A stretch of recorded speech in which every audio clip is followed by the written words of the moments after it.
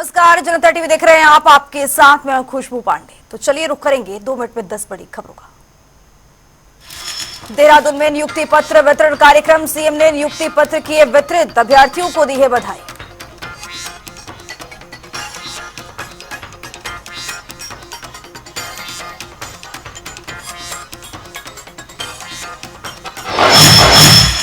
कांग्रेस की केदारनाथ बचाओ यात्रा पर बीजेपी ने कसा है तंज। बीजेपी प्रवक्ता हनी पाठक का बयान, बोली अपने पाप धोने हरिद्वार जा रही है कांग्रेस।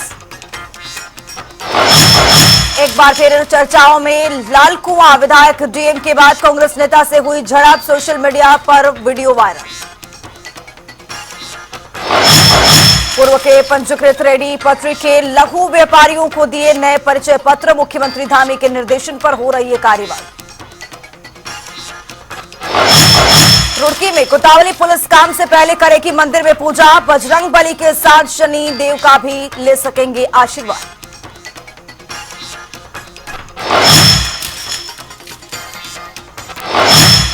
भारी बारिश के बाद मसूरी देहरादून सड़क हुई है क्षतिग्रस्त। 23 जुलाई तक सड़क को किया गया है बंद, लोगों को हो रही भारी परेशानी।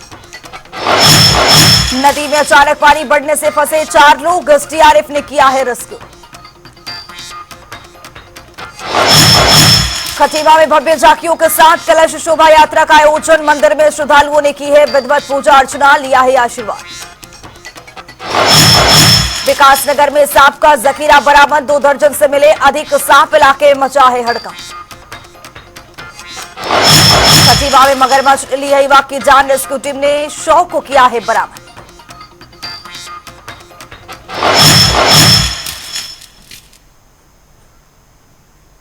बुलेटिन में आगे बढ़ते हैं। देहरादून मुख्य सेवक सदन में नियुक्ति पत्र वितरण कार्यक्रम का आयोजन किया गया, जिसमें मुख्यमंत्री पुष्कर सिंह धामी ने बतौर मुख्य अतिथि के रूप में शिरकत की। इस दौरान उन्होंने विभिन्न विभागों में चयनित अभ्यर्थियों को नियुक्ति पत्र वितरित किए। सीएम धामी ने सभी अभ्यर्थियों को हार्दिक बधाई और शुभकामनाएं देते हुए पूरी ईमानदारी के साथ अपनी जिम्मेदारी का निर्वहन करने का आह्वान भी किया है। आज आप सबको जो नियुक्ति पत्र प्राप्त हो रहे हैं, उसके लिए मैं आप सभी को बहुत बधाई देता हूँ, बहुत शुभकामनाएं देता हूँ।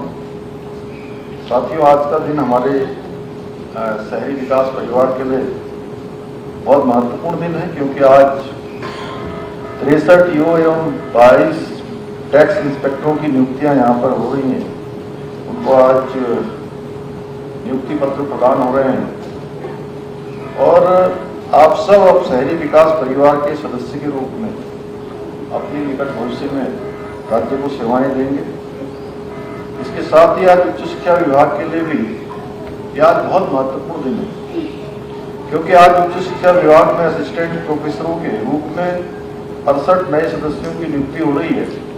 और जैसा धनसिंह जी ने बताया कि इसके बाद 400 से भी ज़्यादा और भी जो है हमारे अभ्यर्थियों को इसमें नियुक्ति मिलने वाली। करण मेहरा के नेतृत्व में कांग्रेस केदारनाथ बचाओ यात्रा हरिद्वार से शुरू करने जा रही है, जिसको लेकर बीजेपी प्रदेश प्रवक्ता हनी पाठक ने कांग्रेस पर जमकर हमला बोला है। उन्होंने कहा है कि कांग्रेस केदारनाथ को बचाने की बात कर रही है। सनातन में जो शिव संपूर्ण सृष्टि का संचालन और विनाश करते हैं, उन्हें ये कांग्रेसी क्या बचाएंगे। चलिए, इसी बहाने अपना पाप धोने हरिद्वार तो जा रहे हैं। वो गंगा जल भी ले लेंगे, अपना पाप भी धो लेंगे, क्योंकि बहुत बड़ा पाप कर रहे हैं ये शब्द कहकर कि केदारनाथ बचाओ यात्रा। जो बाबा शिव का रूप पूरे ब्रह्मांड को चलाता है, जिन पर पृथ्वी टिकी है, उनको ये कांग्रेसी बचाएंगे। ये बयान ही इनका हास्यास्पद लग रहा है और ये रैली जो ये निकाल रहे हैं ये भी हास्यास्पद लग रही है। जिस प्रकार एक दोहा है, हानि लाभ जीवन मरण यश अपयश विधि हाथ, तो इनकी इस समय विधि ये कह रही है कि इनके हाथों ही इनका सर्वनाश होना चालू होने वाला है। जिस प्रकार से केदारनाथ बचाओ रैली निकाल रहे हैं, किस प्रकार के केदारनाथ को आप बचाने की रैली निकाल रहे हैं? बाबा को आज तक कौन बचाया? वो तो सृष्टि के रचयिता हैं। फैक्ट फाइंडिंग कमेटी के सदस्य पीएल पुनिया से कांग्रेस अध्यक्ष प्रदेश अध्यक्ष करण मेहरा और नेता प्रतिपक्ष यशपाल आर्य के साथ ही वरिष्ठ नेताओं और पदाधिकारियों ने मुलाकात की है। इस दौरान उन्होंने कमेटी के साथ लोकसभा चुनाव में कांग्रेस की हार के कारणों और पार्टी को मजबूत बनाने के लिए उठाए जाने वाले कदमों पर चर्चा की है। फिलहाल पीएल पुनिया नई दिल्ली लौट गए हैं। उन्होंने कहा है कि वो जल्द ही इसकी रिपोर्ट कांग्रेस हाईकमान को सौंप देंगे। तो मैं अपनी रिपोर्ट बना के कांग्रेस अध्यक्ष को प्रस्तुत करूंगा, तो इतना ही है। बाकी रिपोर्ट में क्या होगा वो तो कांग्रेस अध्यक्ष जानेंगे। तो मैं अपनी रिपोर्ट बना के कांग्रेस अध्यक्ष को प्रस्तुत करूंगा, तो इतना ही है। बाकी रिपोर्ट में क्या होगा वो तो कांग्रेस अध्यक्ष जानेंगे। उत्तराखंड में रियल एस्टेट और इंफ्रास्ट्रक्चर के विकास को बढ़ावा देने को लेकर एक बैठक का आयोजन किया गया है। दरअसल राष्ट्रीय रियल एस्टेट विकास परिषद की राष्ट्रीय कार्यकारिणी बैठक का आयोजन किया गया था, जिसमें कृषि मंत्री गणेश जोशी ने और शहरी विकास मंत्री प्रेमचंद अग्रवाल ने शिरकत की है। बैठक में उत्तराखंड में रियल एस्टेट के जरिए होने वाले विकास पर मंथन किया गया है। रियल एस्टेट से जुड़े जितने भी हमारे व्यवसायीगण हैं, जिस प्रकार से जहाँ भी काम करते हैं तो स्वाभाविक तौर से वहाँ रोजगार बढ़ता है, वहाँ का डेवलपमेंट होता है। मैंने आग्रह किया है कि आप आइए उत्तराखंड के अंदर, क्योंकि आप जानते हैं उत्तराखंड में, जैसा मैंने कहा कि यहाँ भले ही हमारे पास लिमिटेड जो हमारी लैंड है बहुत लिमिटेड है, लेकिन उसमें हम लोग नियोजित तरीके से विकास की बात करेंगे। तो आप आइए हमारे यहाँ, यदि आप रोजगार दे रहे हैं तो हम आइए। हमने कहा कि यदि हमें राजस्व मिलता है तो आप आइए, क्योंकि आप देखिए उत्तराखंड के अंदर जिस प्रकार से कानून व्यवस्था की आज स्थिति है, बहुत अच्छी स्थिति है। माननीय मुख्यमंत्री जी के मार्गदर्शन में हमारा जो राज्य है बहुत अच्छा डेवलपमेंट भी कर रहा है, कानून व्यवस्था की स्थिति अच्छी है। यदि कोई भी व्यवसायी बाहर से आएगा तो वो चाहता है कि यहाँ कनेक्टिविटी कैसी होगी, तो यहाँ पे आप देखिए रोड कनेक्टिविटी है, रेल कनेक्टिविटी है, एयर कनेक्टिविटी यहाँ बहुत अच्छी है। इस प्रकार की संभावनाएं हमारे उत्तराखंड के अंदर है। एक तो हमारे यहाँ फिरौती नहीं है, हमारे यहाँ बिजली की कटौती नहीं है, और यहाँ इन लोगों के लिए बहुत संभावना है। यहाँ का वातावरण इतना अनुकूल है, तो हमने लोगों से अनुरोध किया आप यहाँ पर आइएगा। और मैं प्रधानमंत्री जी का आभार व्यक्त करता हूँ कि उन्होंने अपने इंटरनेशनल में जब कहा था कि उत्तराखंड को वेडिंग डेस्टिनेशन में डेवलप करेंगे, तो मुझे पूरा भरोसा है कि उत्तराखंड चैप्टर की शुरुआत जो होगी तो निश्चित यहाँ पर अच्छे वेडिंग डेस्टिनेशन यहाँ पर बनेंगे। हमारे उद्यान के 95 से अधिक गार्डन यहाँ पर हैं। हमने कहा कि हम उनको बॉडी टूरिज्म के रूप में विकसित करना चाहते हैं, उस दिशा में भी अगर उनको सहयोग की आवश्यकता है तो हम में रियल एस्टेट की और पर्यटन की अपार संभावनाएं हैं। कुछ विसंगतियां हैं जो हम राज्य सरकार और जितने डेवलपर्स हैं उनके बीच में समन्वय करके उसका निराकरण करें, और ताकि हमारे स्टेट का डेवलपमेंट हो, इकोनॉमिक डेवलपमेंट हो, इसके साथ साथ हमारे को यहाँ पर रोजगार करना। रेरा दिक्कत नहीं है, एक्चुअली रेरा की जो विसंगतियाँ हैं, देखो रेरा बना हुआ है यहाँ उत्तर प्रदेश की तर्ज पे, उत्तराखंड की तर्ज पे बनना चाहिए। उसके बारे में हमने बात कही हुई है, हम अगली मीटिंग में उसको क्लियर कर लेंगे। साहब बहुत सहयोगी हैं और हम आने वाले भविष्य में उनसे जो भी छोटी मोटी समस्याएं हैं उसके बारे में चर्चा। मसूरी विधायक कैबिनेट मंत्री गणेश जोशी ने आपदाग्रस्त क्षेत्रों का अधिकारियों के साथ निरीक्षण किया है। इस दौरान उन्होंने अधिकारियों को जल्द से जल्द क्षतिग्रस्त सड़कों के निर्माण करने के निर्देश भी दिए हैं। बता दें कि कैबिनेट मंत्री गणेश जोशी ने मसूरी देहरादून मार्ग, ग्लौगी पावर हाउस, अपर माल रोड, लठौरा बाजार, मसूरी कोतवाली सहित कई क्षेत्रों में बारिश के बाद हुए नुकसान का जायजा भी लिया है। भारी वर्षा से गोलगी जो हमारा मुख्य मार्ग है गोलगी के पास से क्षतिग्रस्त हुआ है। सुरक्षा की दृष्टि से अभी भारी वाहनों को हमने रोका है। लगातार हमारे रूडी के अधिकारी वहाँ मौके पर हैं, वहाँ पर काम चल रहा है। 3 दिन के अंदर उसे हम भारी वाहनों के लिए भी खोल देंगे। इसी प्रकार माल रोड पर थाने के आगे दीवार क्षतिग्रस्त हुई है, रूडी के द्वारा वहाँ पर काम शुरू।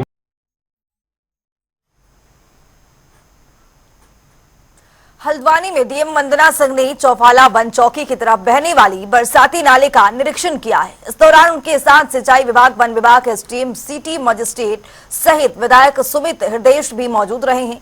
वहीं जिलाधिकारी वंदना सिंह ने कहा है कि बरसात के दौरान सिंचाई विभाग की ओर से जेसीबी मशीन भी लगा दी जाएगी ताकि जल भराव होने की स्थिति से पानी को चैनलाइज किया जा सके। यहाँ पिछले कुछ दिनों से समस्या आ रही थी क्योंकि यहाँ 1-2 साल पहले नहर का कवरिंग का काम हुआ है। उसके बाद जो पानी का निकास नहीं होने की वजह से लोगों के खेतों में, घरों में पानी भरने की दिक्कत आ रही है। इसका सिंचाई विभाग से हमने एक एस्टिमेट बनवाया था। सिंचाई विभाग ने उसमें टेंडर वगैरह भी कर दिया है, बट उसमें कुछ लोगों को आपत्ति भी थी और कुछ अलग जो है विभिन्न सुझाव आए थे जिससे इसका स्थायी समाधान हो सके। उन्हीं पर हम जनता के सुझाव लेने के लिए आज यहाँ मौके पर आए थे। लोगों ने बहुत अच्छे सॉल्यूशंस बताए कैसे इसका प्रैक्टिकल समाधान हो सकता है और यही सहमति बनी है कि जो 2 सुझाव हैं मुख्य रूप से उन्हीं में काम हम लोग दोनों में करें। एक समाधान के भरोसे इसमें जो है सॉल्यूशन नहीं निकलेगा, तो दोनों तरफ विभाग काम करेगा। वन विभाग और सिंचाई विभाग इसका संयुक्त सर्वे भी करेंगे और फॉरेस्ट प्रॉपर्टी को मिनिमम डैमेज से क्या सॉल्यूशन हम जल निकासी का निकाल सकते हैं उस पर विभाग अपना कार्य प्रारंभ करेगा। तात्कालिक के लिए यहाँ पर एक जेसीबी, हम एक्सट्रीमली हैवी अलर्ट जब भी आता है बरसात का तो यहाँ एक मशीन हमेशा रहेगी ताकि कोई भी समस्या आए तो उसको तात्कालिक निस्तारण किया जा सके। मौसम को लेकर अलर्ट भी है, उसको लेकर क्या निर्देश हैं जनपद के? मौसम के लिए अगले 3 दिन के लिए एक्सट्रीमली हैवी रेनफॉल का अलर्ट हमारे जनपद में प्राप्त हुआ है। सभी विभागीय अधिकारियों की टीमें हर तहसीलों में बनी हुई हैं और पहले से भी विभाग के अधिकारी इस तरह के अलर्ट में उनको एक स्टैंडर्ड निर्देश जारी रहते हैं। वही निर्देश इस बार भी दिए गए हैं। रिस्पांस टाइम को कम से कम करना है और जो रिलीफ लोगों को दिया जाना है किसी भी प्रकार की कोई संकट की परिस्थिति में वो रिलीफ तत्काल पहुंचाया जाए। इस पूरे क्षेत्र का भ्रमण मैं कर चुका हूँ। मुझे जो जमीनी हकीकत है और सच्चाई है वो मुझे पता है। ये जो नाला यहाँ आता है ये हल्द्वानी विधानसभा से होते हुए कालाडूंगी विधानसभा में इन घरों में सीधे मलबा जा रहा है। इसका जो स्रोत है वहाँ से 70 मीटर की अगर एक चैनलिंग हो जाएगी और वो रकसिया नाले में डाल दिया जाएगा तो 80% यहाँ के जल भराव की स्थिति समाप्त हो जाएगी। बाकी ड्रेनेज एक बड़ी व्यवस्था है और बहुत बड़ा विषय है और इसका पूर्वानुमान करते हुए जो हमारे अधिकारीगण हैं इन्हें जनवरी से लेकर जून तक ये सारे कार्य संपन्न करा देने चाहिए। ये हमारी तात्कालिक जो राहत ये अभी देने को तैयार हैं वो ऐसा है, देखिए उसमें चेक डैम बना देंगे, उसमें क्या कहते हैं पिंजरे लगा देंगे, उसमें पत्थर से चैनलिंग कर देंगे, जेसीबी लगा देंगे। लेकिन स्थायी उसके लिए मेरी मांग है कि इन सारे नालों में सुरक्षा दीवारें बने। बीते दिनों खटीमा में आई बाढ़ से लोगों का जनजीवन काफी प्रभावित हुआ है। वहीं खटीमा से विधायक भुवन कापी ने कहा है कि इस आपदा में करीब 70% फसल बर्बाद हो चुकी है। हमारे यहाँ कृषि विभाग में सिर्फ एक अधिकारी अपॉइंटेड है। मैंने इस पर मुख्यमंत्री धामी से बात की है और कहा है कि हमारे यहाँ कम से कम 4 से 5 कृषि अधिकारी को नियुक्त करने की आवश्यकता है। इसके साथ ही एक टीम गठित कर आपदा में हुई क्षति का आकलन करने की भी बड़ी बात कही है।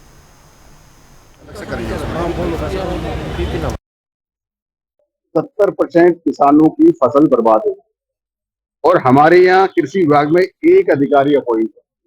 तो मैंने माननीय मंत्री जी से भी दूरभाष पे बात करी थी, माननीय मुख्यमंत्री जी से भी कहा कि वहाँ कम से कम 4 लोग 5 लोग अपॉइंट करिए और टीम गठित करिए और उनके जो नुकसान है उसका आकलन कीजिए और बाजार मूल्य के हिसाब से उनको जो है मुआवजा दीजिए। इस बात के लिए मैंने मांग पत्र माननीय मुख्यमंत्री जी को भी लिखा है और जो है मैं कृषि मंत्री जी से भी लिखा।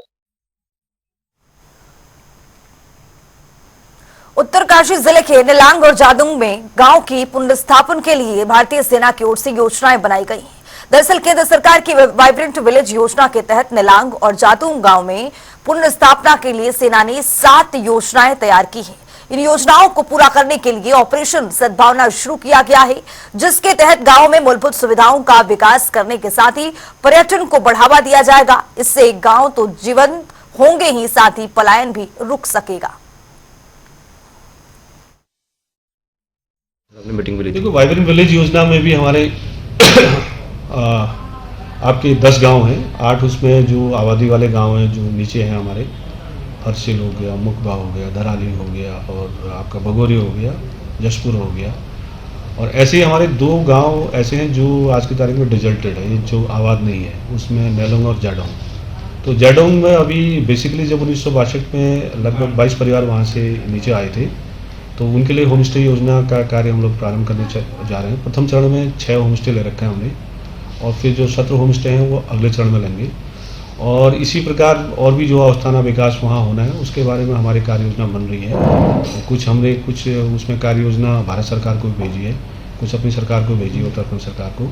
तो जो प्रोजेक्ट हर विभाग के निकल रहे हैं उसको भी हमारे यहाँ राजपूत राइफल्स आई हैं, उसकी यूनिट मिशन सद्भावना के अंतर्गत 7 प्रोजेक्ट्स वो अंडरटेक करना चाहते हैं हमारे वाइब्रेंट विलेजेस में, जिसमें मोस्टली वो जादुंग और नेलांग जो अनइनहेबिटेड विलेजेस हैं उसमें वो टेकअप करेंगे। पहला तो वो चाहते हैं कि एक कम्युनिटी हॉल बनाए। दूसरा, हमारे जो पुराने टेम्पल्स हैं नेलांग या जादुंग में, वो उसका जीर्णोद्धार करना चाहते हैं। इसके अलावा पेयजल आपूर्ति के लिए वो एक आरओ प्लांट बनाना चाहते हैं। नीला पानी एक जगह है ऊपर, वहाँ पे वो ग्लेशियर हट बनाना चाहते हैं। युवकों को रोजगार हेतु वो माउंटेनियरिंग का कोर्स कराना चाहते हैं। गांव को बचाने में सरकार जो काम कर रही है उसमें हमारी कुछ मांगे इस प्रकार से है। सर्वप्रथम इनर लाइन हटना चाहिए, और पूरा गांव के लोगों को बागवानी खेती कृषि को बढ़ावा देना चाहिए, और कृषि को बढ़ावा देने से आर्मी में कब्जे वाली ज़मीन को किराया देना चाहिए। और सन 1962 से अब तक फसल मुआवजा मिलना चाहिए, और सभी मूलभूत सुविधा के साथ, और नेलांग को भी, गाँव को भी इसके बारे में भी।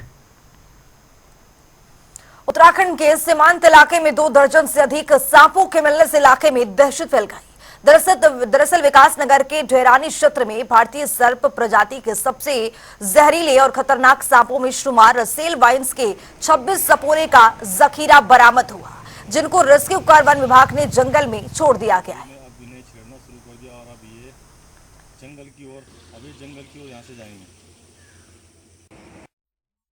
ढेरानी से एक रेस्क्यू कॉल आया था। जब मैंने मौके पर पहुंचकर सांपों को देखा तो वो एशिया के सबसे जहरीले सांप रसल वाइपर थे, और इतनी संख्या में रसल वाइपर मिलना एक उत्तराखंड के लिए काफ़ी चिंता का विषय है, और ये आने वाले टाइम में बहुत खतरनाक साबित हो सकते हैं अगर ये अपनी जनसंख्या यहाँ पर बढ़ाते हैं। और जहाँ तक मैं जानता हूँ ये अभी हिमाचल से ट्रैवल कर रहे हैं, क्योंकि हमारा उत्तराखंड का और हिमाचल का बॉर्डर मिला हुआ है, तो पहले इसका रेस्क्यू नहीं हुआ है।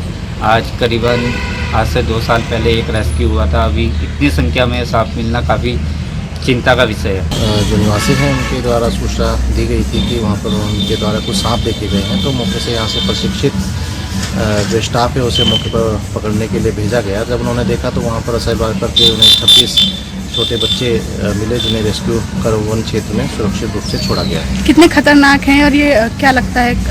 रसल वाइपर जो है वो भारत का और पूरे विश्व में एक सबसे जहरीले सांपों में से एक सांप है, और हीमोटैक्सिक जहर इसमें पाया जाता है। जैसे कि जब ये बाइट करता है तो आधे घंटे के अंदर ही उसमें सूजन और काफ़ी तेज़ दर्द और अंदरूनी रक्तस्राव इसमें स्टार्ट हो जाता है, तो आधे घंटे के अंदर अंदर इसमें चिकित्सकीय सहायता की आवश्यकता पड़ती है।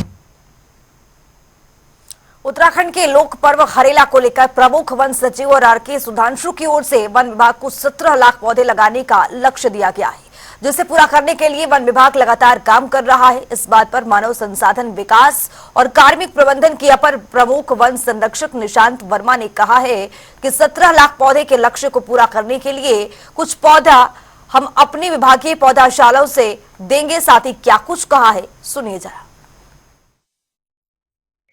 इसमें जो हरेला कार्यक्रम है, इस बार हम लोगों ने उसकी रूपरेखा बना ली है, उसका एक जीओ भी जारी हो गया है, और उसमें वन विभाग के साथ साथ अन्य 8 विभाग और हैं जो कि इसमें शामिल हो रहे हैं। हमारे लिए ये है कि निर्देश के 17 लाख का है, तो 17 लाख के पौध हम लोग कुछ पौध हमारे विभागीय पौधशालाओं से देंगे, और कुछ पौध जो है वो क्रय करा के भी देंगे।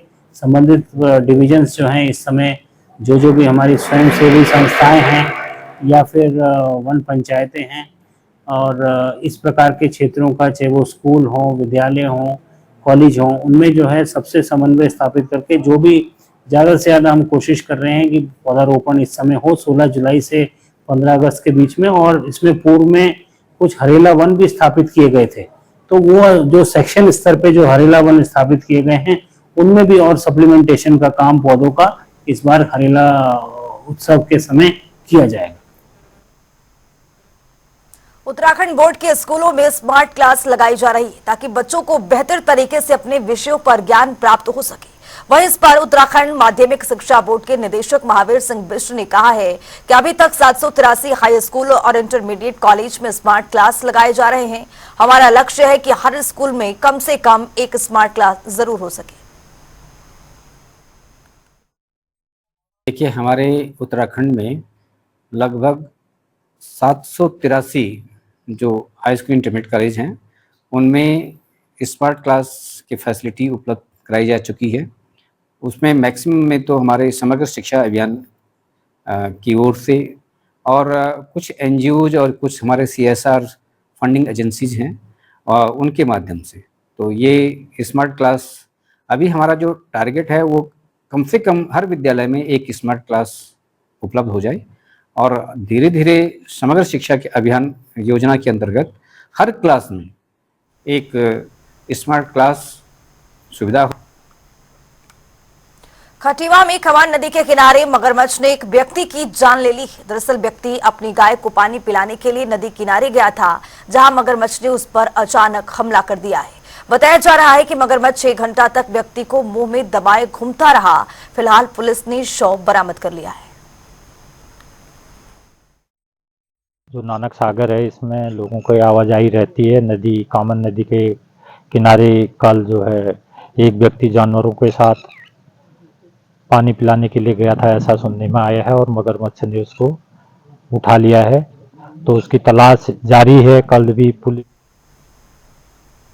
इस बुलेटिन में अभी के लिए इतना ही। देश और दुनिया के तमाम खबरों के लिए बने रहिए जनता टीवी के साथ।